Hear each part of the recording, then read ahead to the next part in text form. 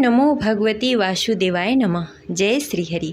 आज बृहस्पतिवार के दिन सुनेंगे बृहस्पतिवार संपूर्ण व्रत कथा। तो प्रेम से बोलिए लक्ष्मी नारायण की जय। जय श्री हरि। भक्तजन इस दिन उपवास रखकर पूरी श्रद्धा और भक्ति के साथ बृहस्पतिवार का कथा पढ़ते हैं या सुनते हैं। जो लोग इस व्रत को नहीं रख पाते उन्हें भी इस व्रत कथा को पढ़नी या सुननी चाहिए।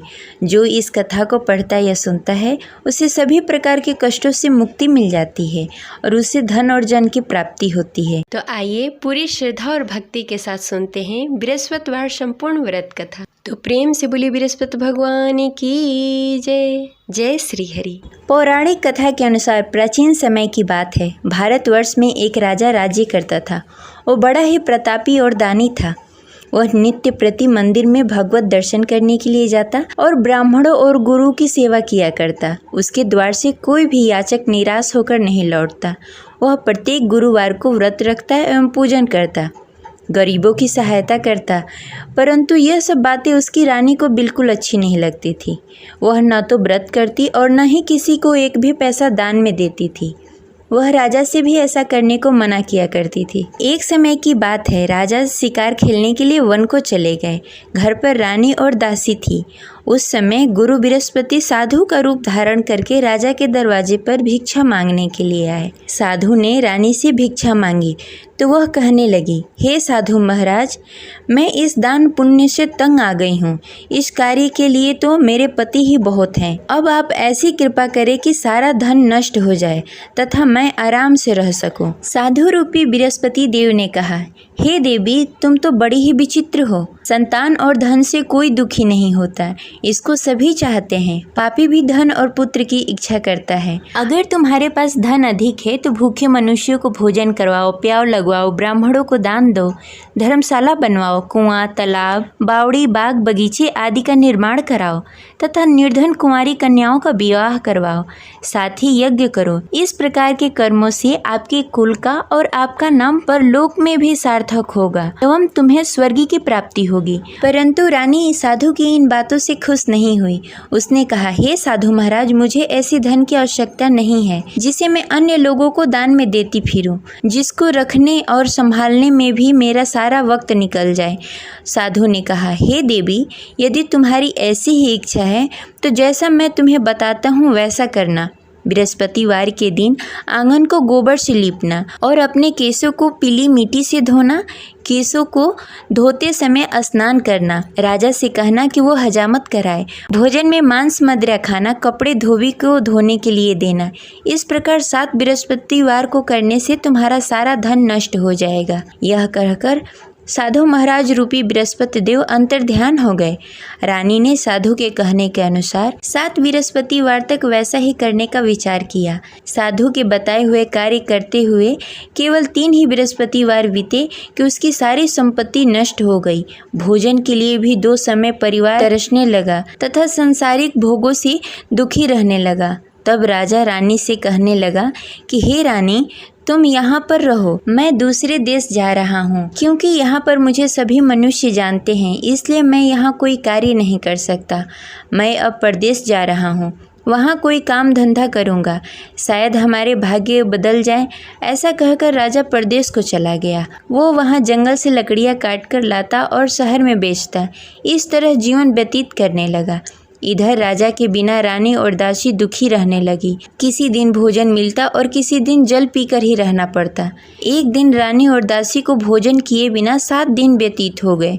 तो रानी ने अपनी दासी से कहा, हे दासी, यहाँ पास के नगर में मेरी बहन रहती है। वह बड़ी ही धनवान है। तुम उसके पास जाओ और वहाँ से 5 सेर बेजल मांग के लाओ, जिससे कुछ समय के लिए गुजारा हो जाएगा। दासी रानी की बहन के पास गई। रानी की बहन उस समय पूजा कर रही थी। बृहस्पतिवार का दिन था।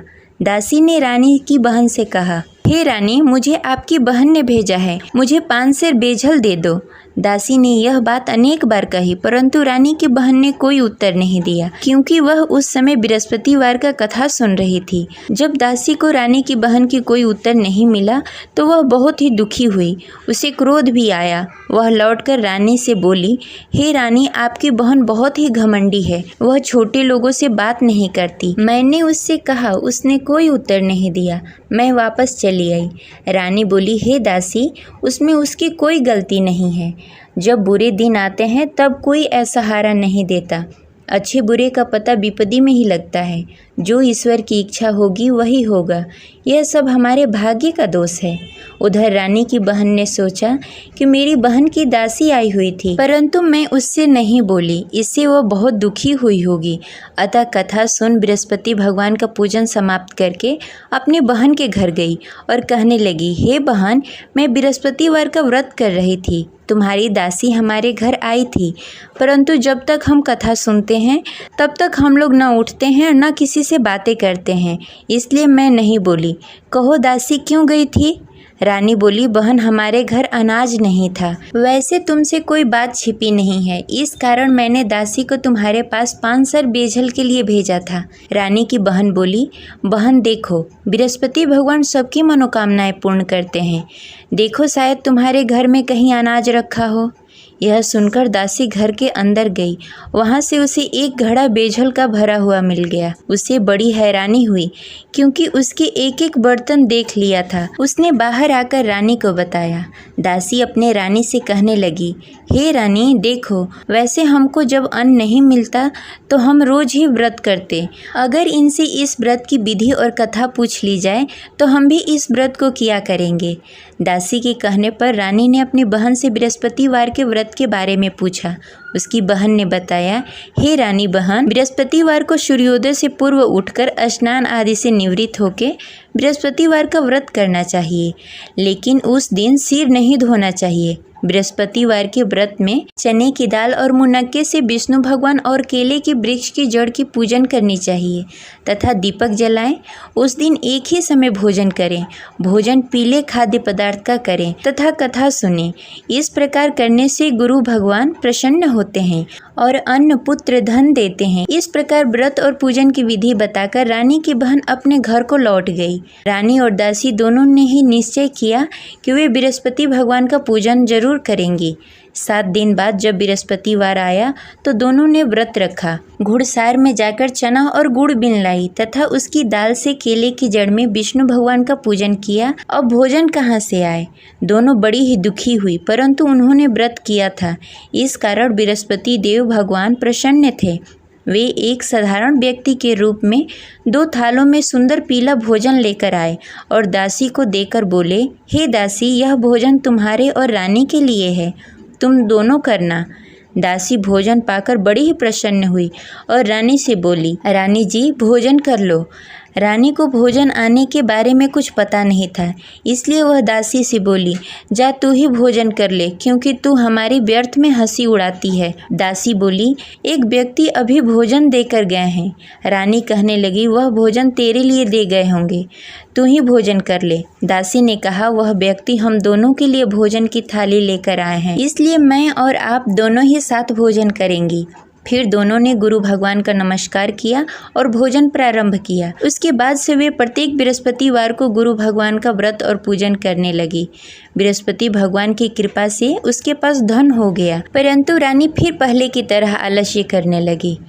तब दासी बोली, देखो रानी, तुम पहले भी इस प्रकार का आलस करती थी। तुम्हें धन को रखने में कष्ट होता था, इस कारण सभी धन नष्ट हो गए।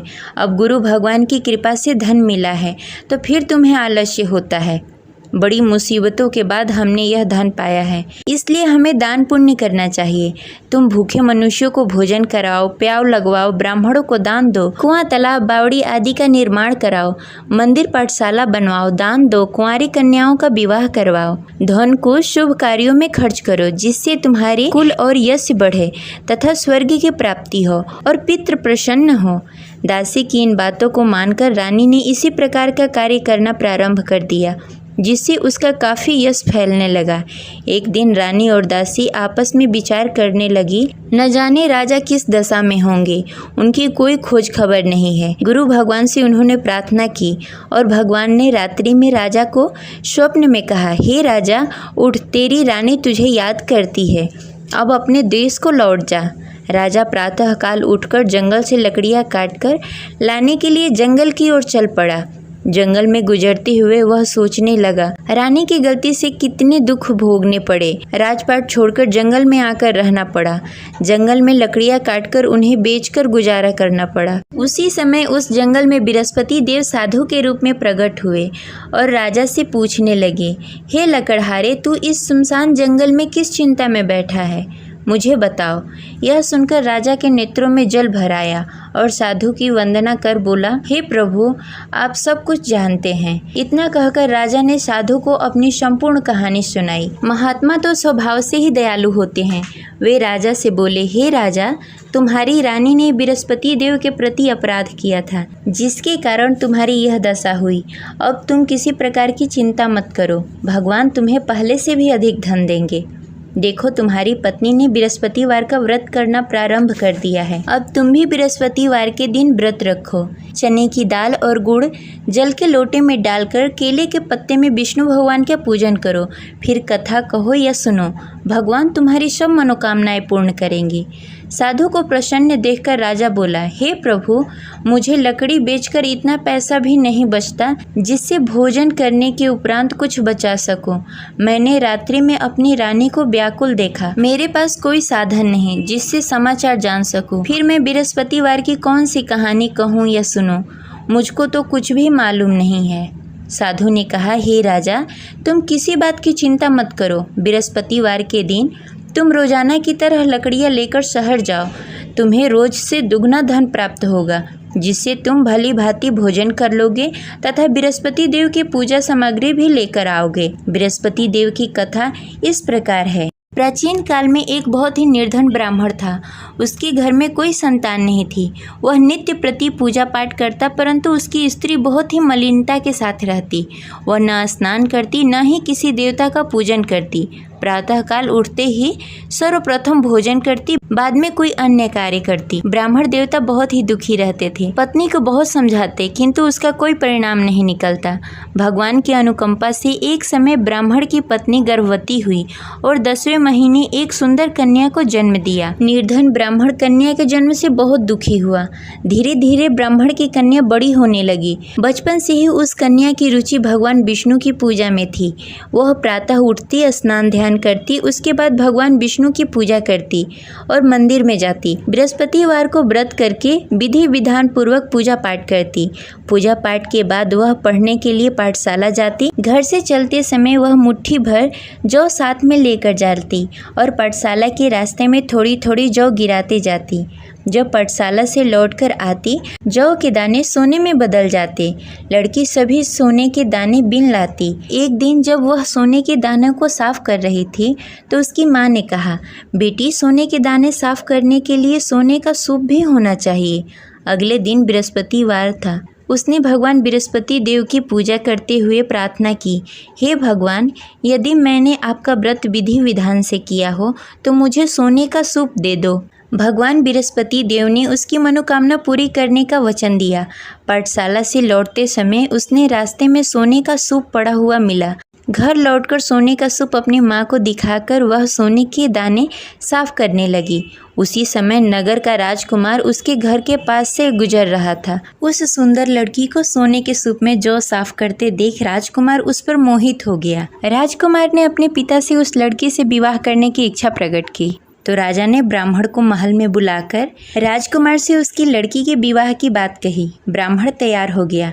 धूमधाम से उस लड़की का विवाह राजकुमार से हो गया। दुल्हन बनकर ब्राह्मण की लड़की महल में चली गई। लड़की के चले जाने से ब्राह्मण फिर से निर्धन हो गया। उसे कई कई दिनों तक बिना भोजन के रहना पड़ा। बहुत दुखी होकर ब्राह्मण एक दिन अपने लड़की के पास गया। अपने पिता से निर्धनता का समाचार सुनकर उसे बहुत सारा धन देकर पिता को विदा किया। उस धन से ब्राह्मण का कुछ दिनों तक आराम से गुजारा हुआ, लेकिन जल्द ही फिर भूखों मरने की हालत हो गई। ब्राह्मण अपनी लड़की से धन लेने के लिए फिर महल में पहुंचा। लड़की ने पिता की बुरी हालत देखकर कहा, पिताजी, आखिर आप कब तक मुझसे धन लेकर जीवन व्यतीत करेंगे? आप कोई ऐसा उपाय क्यों नहीं करते जिससे आपका घर धन्य धान से भर जाए? ब्राह्मण ने कहा, मैंने तेरी माँ को बहुत समझाने की कोशिश की, पर उसकी समझ में कुछ नहीं आता। उसकी फुहड़ता नष्ट हो तब तो घर की निर्धनता दूर हो। तब कुछ सोचकर लड़की ने पिता से कहा, पिताजी, आप कुछ दिनों के लिए माँ को मेरे पास छोड़ जाओ। तब कुछ सोचकर ब्राह्मण ने पत्नी को लड़की के पास महल में छोड़ दिया। लड़की ने अपनी माँ से कहा, माँ, तुम कल प्रातः उठकर स्नान आदि करके भगवान विष्णु की पूजा करना। पूजा करने से तुम्हारी निर्धनता अवश्य दूर हो जाएगी। लेकिन उसकी माँ ने उसकी कोई बात नहीं मानी। तब क्रोधित होकर लड़की ने अपनी माँ को एक कक्ष में बंद कर दिया। सूर्योदय के समय माँ को उठाकर जबरदस्ती उसे स्नान आदि करवाया। फिर मंदिर में ले जाकर भगवान बृहस्पति देव की पूजा करवाई। कुछ दिनों तक ऐसा करने से माँ की बुद्धि में कुछ परिवर्तन हुआ और वह स्वयं बृहस्पतिवार का व्रत रखने लगी। उसके व्रत करने से ब्राह्मण के घर की निर्धनता दूर हो गई और भगवान विष्णु की अनुकंपा हुई और दोनों पति पत्नी धन संपत्ति पाकर आनंद पूर्वक जीवन व्यतीत करते हुए विष्णु धाम को चले गए। लकड़हारा बने राजा ने उस साधु से भगवान विष्णु देव की यह कथा सुनकर बृहस्पतिवार का व्रत करना शुरू कर दिया और भगवान विष्णु की पूजा करने लगा। उस दिन से उसकी सभी क्लेश दूर हो गए। लेकिन अगले बृहस्पतिवार को कामकाज में अधिक व्यस्त होने के कारण उसने भगवान बृहस्पति देव का व्रत नहीं किया।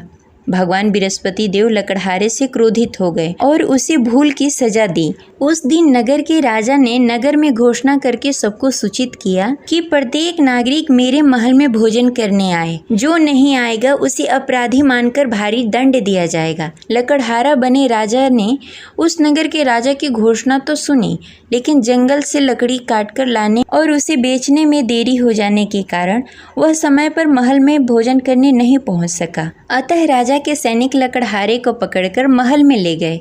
राजा ने उसे महल के एक कक्ष में बैठाकर भोजन कराया। उस कक्ष में एक खुट्टी पर रानी का सोने का हार लटका हुआ था।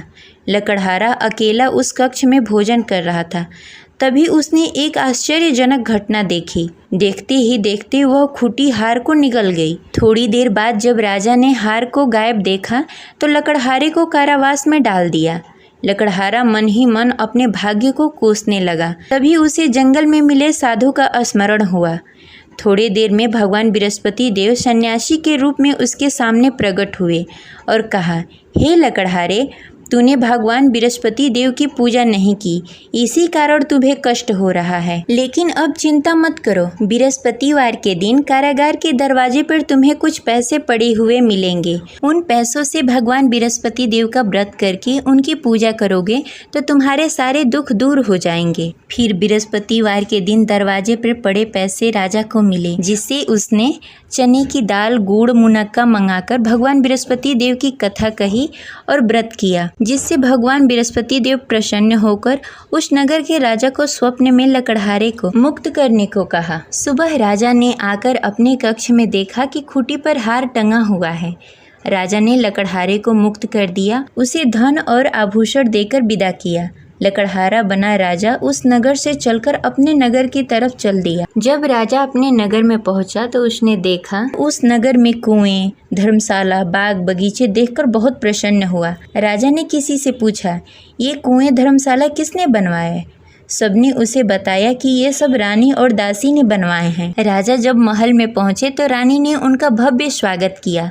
तब राजा ने निश्चय किया कि सप्ताह में एक बार तो सभी बृहस्पतिवार का व्रत तथा पूजन कर सकते हैं, परंतु मैं प्रतिदिन व्रत किया करूँगा तथा दिन में 3 बार कथा कहूँगा। अब राजा हर समय दुपट्टे में चने की दाल बांधकर रखते तथा दिन में 3 बार बृहस्पतिवार का कथा कहते। कुछ दिनों के बाद राजा को अपनी बहन की याद आई। एक दिन घोड़े पर सवार होकर राजा अपनी बहन से मिलने के लिए चल दिया। अभी राजा नगर के बाहर ही पहुंचा था कि उसने देखा कि कुछ लोग 100 को ले जा रहे हैं। राजा को स्मरण हुआ कि आज उसने किसी को बृहस्पतिवार का व्रत कथा नहीं सुनाया।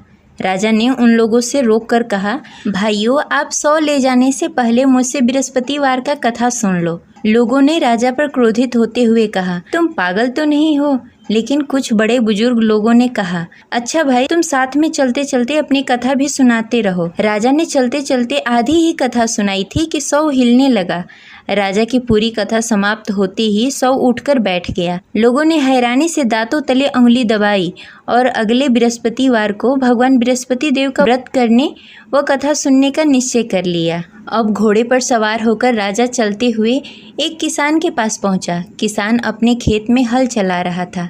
राजा ने कहा, अरे भाई, मुझसे बृहस्पतिवार का कथा सुन लो। किसान झुंझलाकर बोला, अरे भाई, देख नहीं रहे, जितनी देर मैं तुम्हारी कथा सुनूंगा उतनी देर में तो पूरी खेत में हल चला लूंगा। राजा निराश होकर चला गया। तभी किसान का बैल लड़खड़ा के गिर गया और किसान के पेट में भी जोरों से दर्द होने लगा।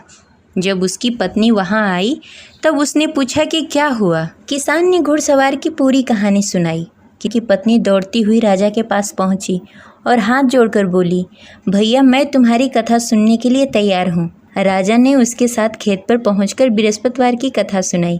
तभी बैल भी उठकर खड़ा हो गया और किसान के पेट का दर्द भी तुरंत ठीक हो गया। राजा वहां से अपने घोड़े पर सवार होकर अपने बहन के घर पहुंचा। तब राजा की वहां बहुत आव भगत हुई। अगले दिन सुबह उठकर राजा ने देखा घर के सभी लोग भोजन कर रहे हैं। किसी भूखे को बृहस्पतिवार का कथा सुनाए बिना राजा कभी भोजन नहीं करता था। उसने बहन से कहा, बहन, क्या घर में कोई ऐसा व्यक्ति है जिसने भोजन नहीं किया हो? उसकी बहन ने बोला, भैया, हमारे घर तो क्या, आपको पूरे नगर में कोई ऐसा व्यक्ति नहीं मिलेगा जिसने सुबह सुबह भोजन नहीं किया हो। तब राजा ने बहन के घर से निकलकर उस नगर में बिना भोजन किए हुए व्यक्ति की तलाश करनी शुरू की। एक गडेरिये के घर में उसका बेटा बीमार होने के कारण भूखा रह गया था।